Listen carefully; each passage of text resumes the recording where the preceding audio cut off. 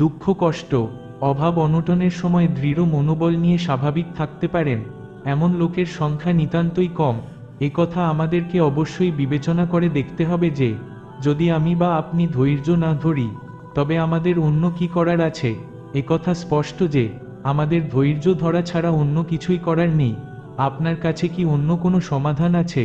ধৈর্যের চেয়েও ভালো কোনো পথের কথা কি আপনার জানা আছে? যারা মাহাত্ম্য অর্জন করেন তাদেরকে চূড়ান্ত সফলতা অর্জন করার পূর্বে দুঃখ কষ্ট ও সমস্যার এক মহাসাগর পাড়ি দিতে হয়।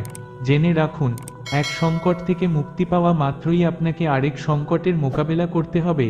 এই সার্বক্ষণিক সংঘর্ষের মধ্যে আপনাকে অবশ্যই ধৈর্য ও আল্লাহতে দৃঢ় বিশ্বাস রেখে এগুতে হবে।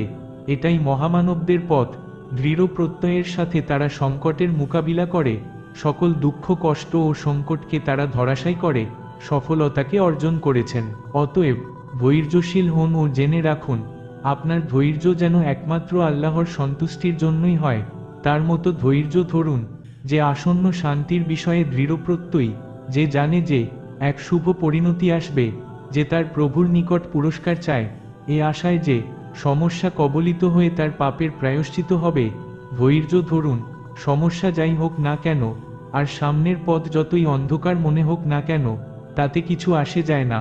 কেননা ধৈর্যের সাথে অবশ্যই বিজয় আসবে, আর দুঃখ কষ্ট ও ক্লান্তির পরেই নেমে আসবে অনাবিল শান্তি। অতীতের কতিপয় সফল ব্যক্তির জীবনী পাঠ করে আমি তাদের প্রদর্শিত ধৈর্যের সীমা দেখে, পর্বতসম বিশাল সমস্যার বোঝা বহন করার ক্ষমতা দেখে হতভম্ব হয়ে গেছি।